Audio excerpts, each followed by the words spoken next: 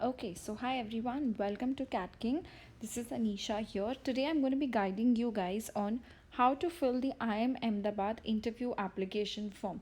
So, this is something which is going to be very important for you. So, please make sure you watch the video right till the end because understand your application form, SOP, whatever you have to submit to any college once you get shortlisted is the first impression they have about you, and it must be perfect and it should reflect all the things that a candidate should have and what panelists look forward to. So make sure you watch the entire video right till the end.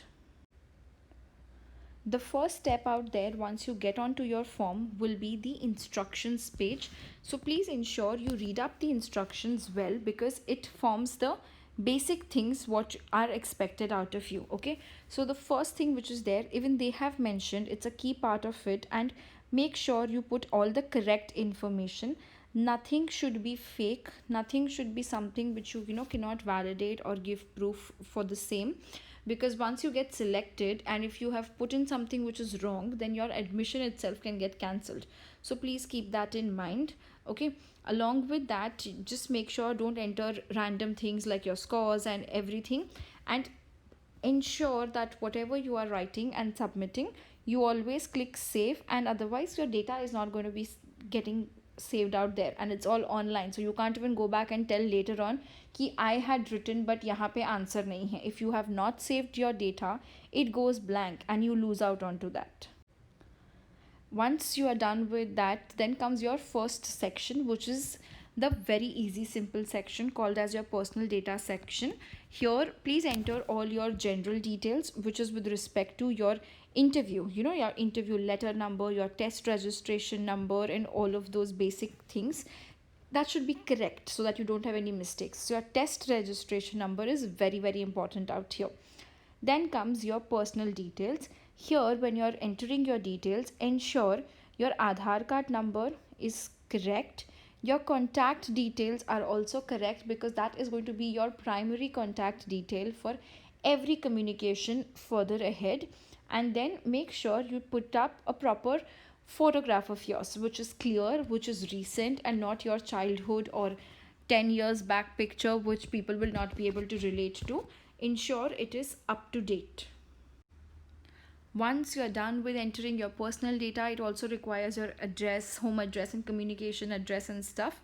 Then you come to the second section, which is going to be your qualifications. Okay, so here you will have your pre-bachelor qualifications, which is there. So you will have to make sure you enter in correct information, accurate as per your mark sheets, or the final certificates that we get for every graduation in terms of the month and year of passing, name of board, school, the grade points, percentage, and the percentage conversion which is there, so that whatever you are putting this, it has to be accurate. And to make sure what you have submitted is correct, you have to submit and upload your mark sheet and also the grade point conversion certificate. Now this grade point conversion certificate is very important. Why? Because every college, private university, every state university has a different funda. So for that, you have to make sure on your official mark sheet you will see either at the back of it they have something called as the grade point conversion, so put that. Otherwise they would have some additional document which is available on the university website, or reach out to your colleges and put that up. Even if it's your same mark sheet which on the same page has the conversion details, please make sure to upload it once again so that they have proof of it when they are looking at it, that you have submitted your grade point conversion certificate. Okay, then comes where you're entering your mark sheet and uploading all of them. With you have to upload the semester wise mark sheet for graduation, your 10th and 12th, your name of board, the school and place, and all of these things. This is something which you should be having with you for sure, so upload it up onto the form which is there. Make sure of keeping in mind that your name, your mark sheet, your marks which are there is legible. When you're scanning up the documents, it shouldn't be getting distorted, or it shouldn't be so blurred that it's not legible, because this is very important. You can't be messing around with your IIM Ahmedabad application.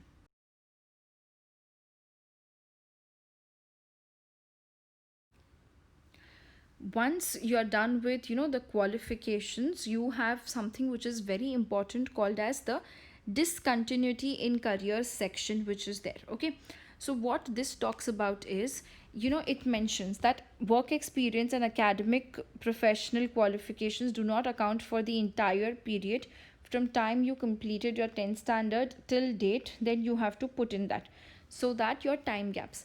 So where can you have possible time gaps? Sometimes people can have a time gap after 10th and before 11th standard starts, or after 12th and your graduation starts. In between the 3 years of your graduation, if you have any drop here because of XYZ reasons, or after graduation till you are sitting now, you have taken a break. So this is called as a time gap.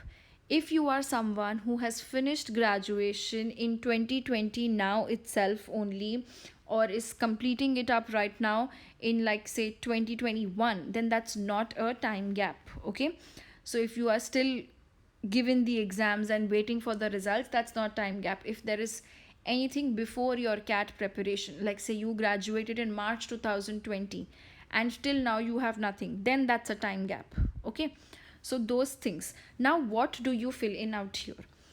One, you should be honest, you should be genuine, whichever reasons you have a time gap.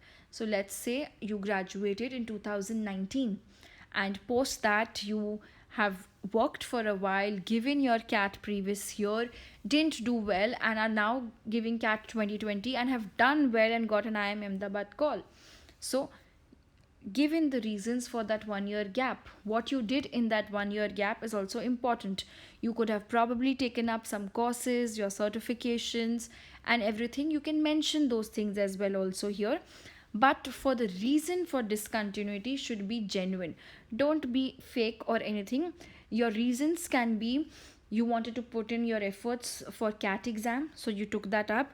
There could be genuine reasons that due to COVID you were not getting job opportunities, which is acceptable. And this year especially, people would be humble enough to understand that there have been situations, people even having jobs were fired due to COVID situations. Okay, so be genuine about that.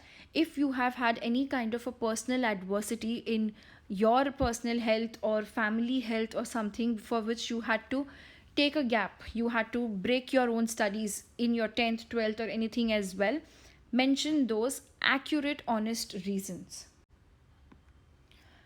Uh, Now coming to the achievements section, this is very very important, and required to highlight your achievements. So if you notice, they have clearly mentioned they are looking forward for best 3 achievements after 10th standard.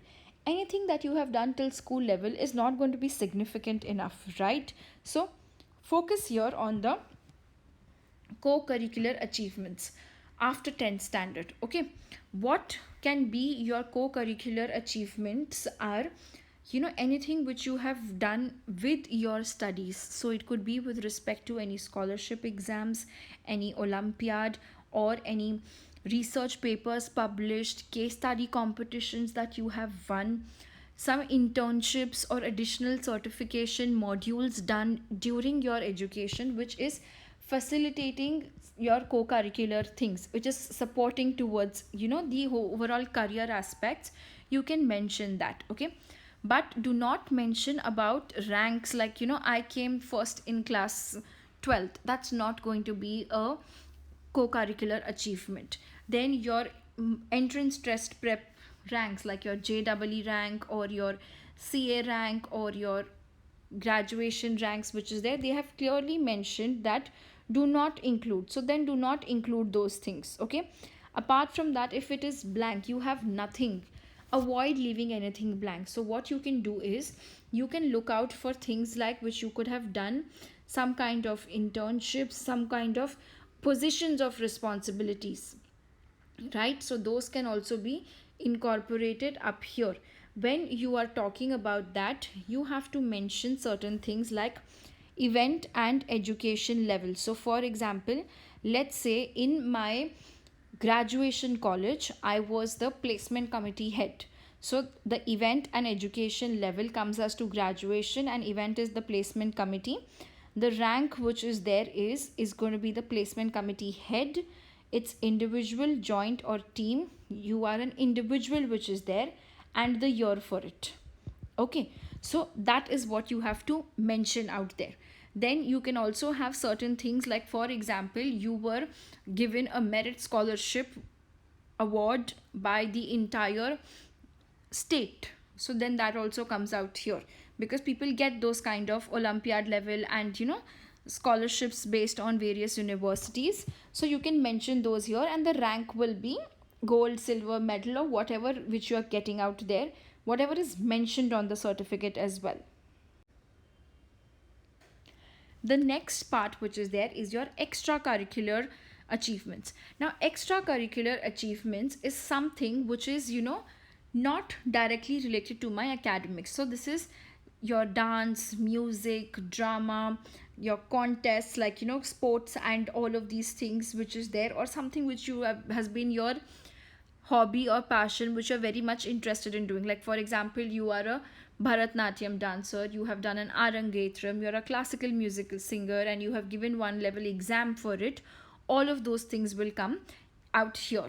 Okay, now here they have not written, they have mentioned that please do not include achievements in events within college, institute, universities, even at state and national level.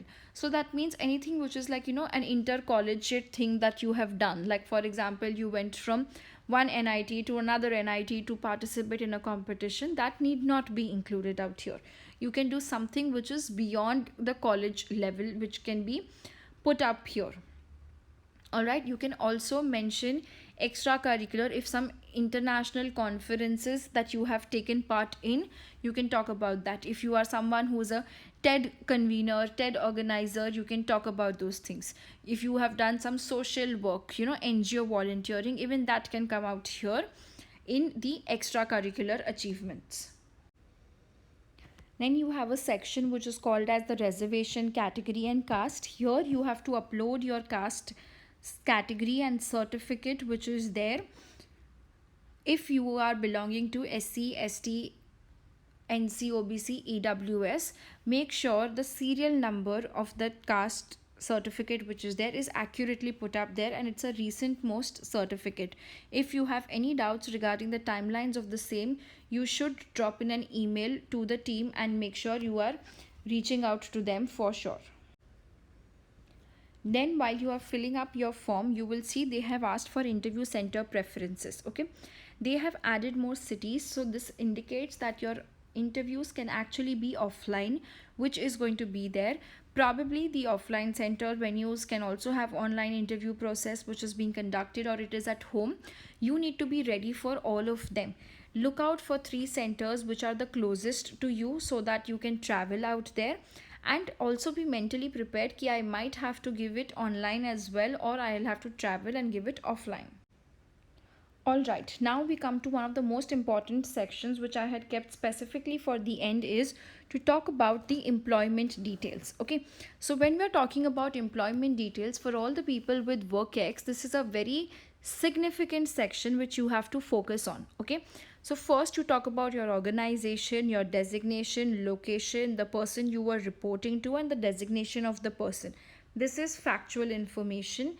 Your date of joining, date of leaving, again factual information. Okay, now comes the subjective areas which are important. So we talk about the nature of your responsibility. So here try and understand what kind of work you have done. Don't act very silly and give childish explanation like my job was to do testing. You are a software tester, think about it, what was the impact of it, what kind of work you are doing. That is why it says nature of your responsibility.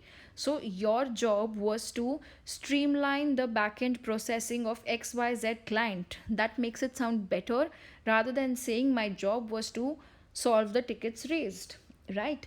So think like a manager and write good terminologies to represent what you have done. That comes out here for nature of responsibility. If you worked in the marketing, sales, function, then sales. Your job was to increase the business revenue which is coming. If you were a finance person, your job was to probably reduce the costs or maximize the profitability. So think about it and put in the nature of your responsibility, which caters to the broad overheads of what work you have done. All right. Then the next part out here is any achievement in your job that you would like to share to support your application. So here you can talk about achievements in the form of if you had won any award, which is definitely a win-win situation, you can put in here. Or if you got anything which is employee of the month or quarter, or excellent performance recognition from your seniors, from your clients, anything which is there. So a pat on the back is also something which is given in a lot of organizations. It's a mere recognition letter or a recognition email which comes in, but that stands a lot of value, because it means that your work within 1,000 of people as well also was acknowledged. So think all the work you have done, pick out such achievements and list that out here. Then you have your interesting section in the employment record. These are these two very good essential answers. Okay, one we just spoke about the achievement which is there. The second one which is there is a very interesting question where we are talking about something which is any work, reflecting on work experience, describe something that you would have done differently. Okay, now something which you would have done differently, so they want to see you putting a analytical bent of mind and thinking and answering to what you could have done better, right? So what we can do, one, what we can do is some kind of challenges that you faced during your work experience and how you could have handled the situation differently to have a better outcome. Okay, that's one thing. Then secondly, it could be that something which you did well, but now if you go ahead and think about it, if you would have changed the course of action, it could have been triple x, it could have been much more successful, right? So that's something which you can do. Now basically what we are trying to showcase out here is one, a success story which you have done. Secondly, make sure you're adding metrics wherever possible, like you had done xyz amount of efforts and that led to a 10% increase in profitability. Now thinking back, if I would have done this differently, it could have been 12%, right? So that's like adding metrics towards it.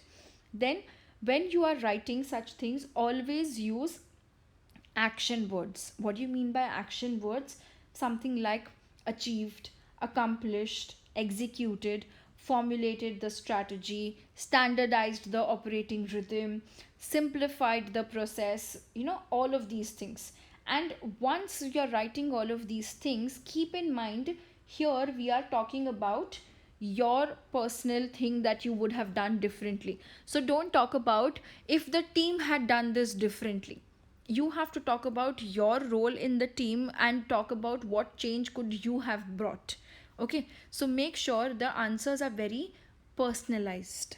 This is going to be a make or break question for all the WorkX guys, and trust me, your interview panelist will definitely ask you in depth about this question. So this is a good opportunity to highlight a good success story which could be a breakthrough for you from your WorkX and breaking the mundane records, like one more engineer has come on board or just another techie out there. So keep that in mind and frame the answer really well. Alright, so I hope the video was helpful for you guys to make sure and understand your IIM Ahmedabad application form. Fill in the answers, watch the video, fill in the answers while writing it really well, finish everything and then review it. Once again, watch the video to see you have not missed out any of the points and feedback things which are important to highlight in your application form, and make sure you review it at least 3 times. Take in help from any of your friends and family who do not have an idea, who are reading it for the first time. Do they feel like, wow, I like this person? That's making it good, right? So make sure you're doing that. And if you guys are looking forward to get started with your What PI preparation, which is very essential, this is the Cat Kings schedule where we have Marketing Mondays, Current Affairs, interviews, how to crack case studies, finance Fridays, and all of these sessions on Saturday and Sunday again for your interviews and GD What PI. Ensure to not miss them out. Okay, so all Cat King students, this is your schedule which is available on your portal, along with all the functional dossiers and dockets and interview preparation videos available to you. So ensure you don't skip any of your live classes. For all of you guys who are not Cat King students, you guys can get on board to the same on the below link mentioned. All right, thank you so much guys, all the best, go ahead, crack IIM Ahmedabad, and I hope the video was helpful for all of you guys.